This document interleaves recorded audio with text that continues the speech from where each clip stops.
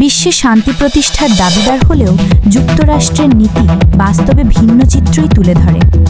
প্রতিনিয়ত নতুন সমরাস্ত্রে সজ্জিত হচ্ছে দেশটি, আর তারই ধারাবাহিকতায় এবার তারা আকাশে ওড়াতে চলেছে সর্বাধুনিক বোমারু বিমান B-21 রেইডার। মার্কিন এয়ারফোর্স গ্লোবাল স্ট্রাইক কমান্ড জানিয়েছে, দূরপাল্লার আক্রমণ সক্ষমতা বাড়ানো এখন সময়ের দাবি, আর সে কারণেই এই প্রযুক্তি নির্ভর বিমান তৈরির উদ্যোগ নেওয়া হয়েছে।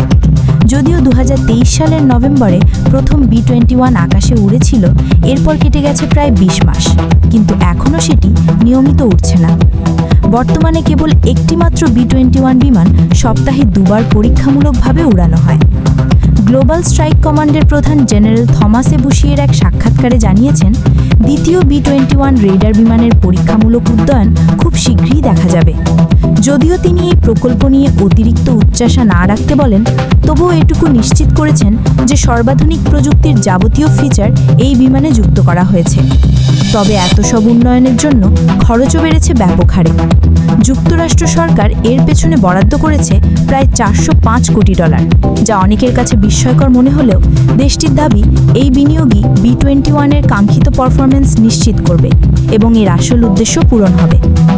বুশিয়ের বলেন, যুক্তরাষ্ট্রের সামরিক বাহিনীর সংশ্লিষ্ট সব পক্ষের সম্মতিতেই নতুন B-21 রেইডার তৈরি করা হচ্ছে, কারণ বিদ্যমান বোমারু বিমানগুলোর সীমাবদ্ধতা স্পষ্ট এবং সেগুলোর পরিবর্তন এখন জরুরি। শুধু প্রযুক্তিগত দিক দিয়েই নয়, উৎপাদনের হার বৃদ্ধিতেও কাজ করছে একাধিক সংস্থা। Northrop Grumman, air force material command এবং বিমান বাহিনীর সদর দপ্তর যৌথভাবে কাজ করছে এই প্রকল্পে। যদিও সরকারিভাবে এখনও কয়টি B-21 তৈরি হচ্ছে তা জানানো হয়নি, তবে মার্কিন সংবাদ মাধ্যম বিভিন্ন সূত্রে জানিয়েছে যে কমপক্ষে 7টি বিমান ইতোমধ্যে প্রস্তুতির আওতায় রয়েছে।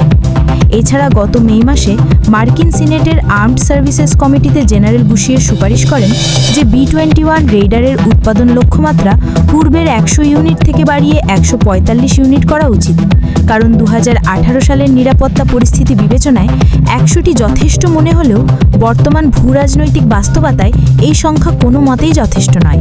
তার মতে, যখন যুক্তরাষ্ট্রের পক্ষ থেকে 100 বিমানের পরিকল্পনা নেওয়া হয়, তখনই রাশিয়া ও চীন তাদের কৌশলগত বাহিনী এবং সক্ষমতা উল্লেখযোগ্য হারে বাড়িয়ে ফেলে। ফলে ভবিষ্যতের চ্যালেঞ্জ মোকাবেলায় B-21 রেইডার যুক্তরাষ্ট্রের অন্যতম প্রধান হাতিয়ার হয়ে উঠবে বলে দেশটি বিশ্বাস করে। সুমাইয়া জান্নাত, GM টেলিভিশন।